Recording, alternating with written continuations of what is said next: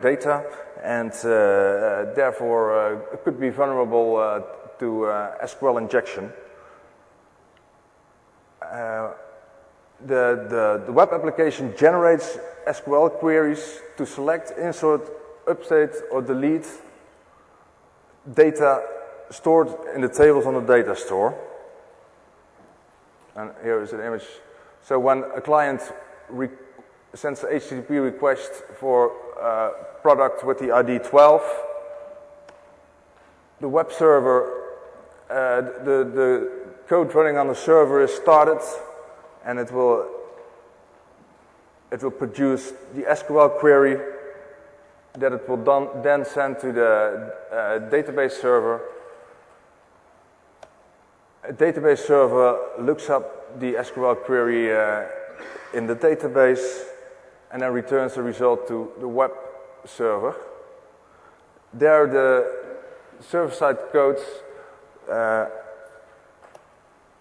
uses the data to generate the HTTP response, so the client shows the page, is shown the page he requested.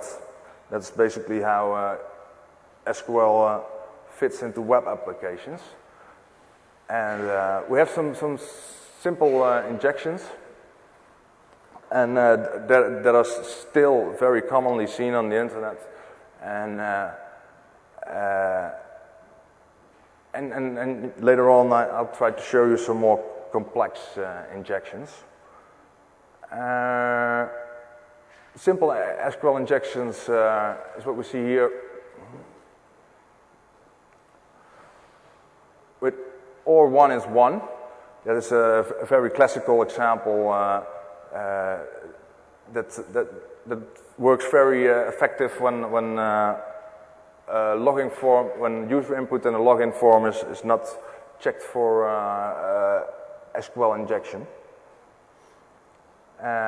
We have a union select attack that can be used to concatenate two search queries. And we have, in some database systems, we have the possibility to stack queries, so to enter more queries behind the current query. We have some interesting variables that could be addressed. Let's see if I can get this example to work. I was trying to make it work. I have some product list that has some categories in it. Not sure it has going. And it will show the items of category 1. I will show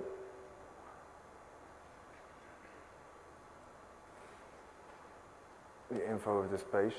We'll see that this is what's loaded into the frame. It's items.php with a query string that holds the category ID, and the value of it is 1. And now if we want to exploit this, it's easier to open this one like this. And you see it's not very interesting. I could check if it's vulnerable to SQL injection by adding an angle quote, a double quote, some slashes, and we will see it generates an SQL error, and it generates an SQL error because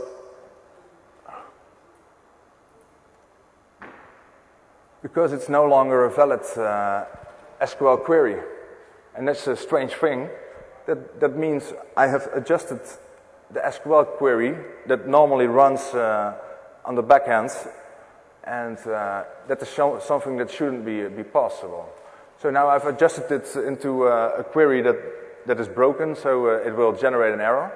This error gives away a lot of information. It shows you the whole query, and even so now I see what's wrong with my query, and it enables me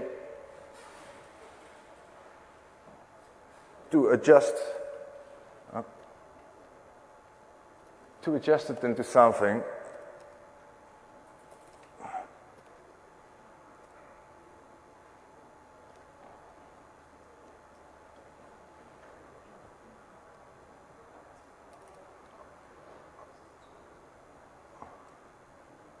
That will create a proper SQL query again.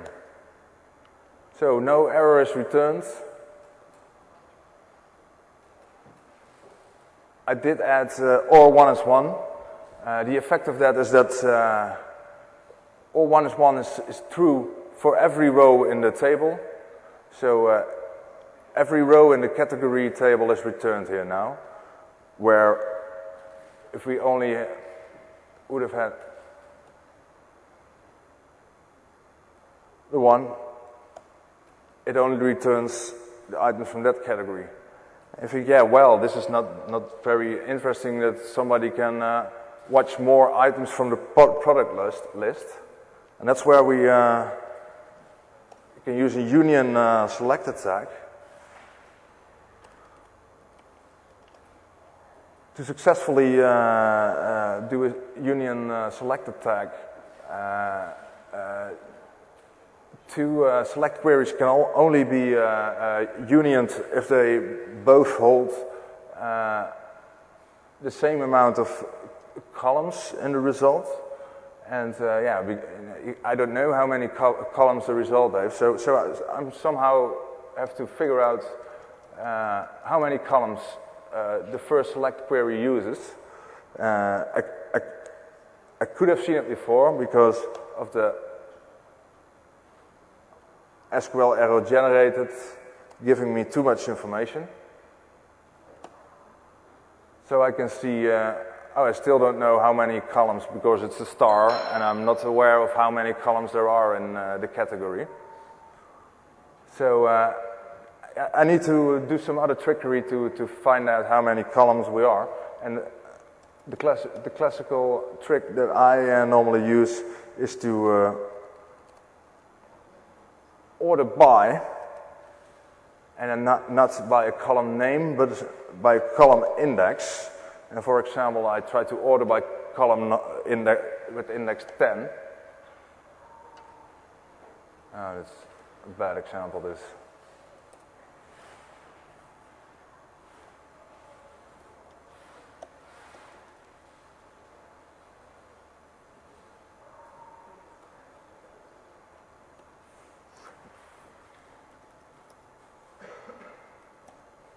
It doesn't seem to work on this particular web server for I cannot make up the reason, but I will think up another way to figure out how many results there are in the first query. So we're going to union anyway, and just going to do so until we have found the right amount of columns. Dus now I'm going to union with 1, and he gives me no error. That makes me think the first search query only has 1 column. So if I try to join the first search query with a second search query that has 2 columns, in this case I have added 2 columns, it would give us an error again.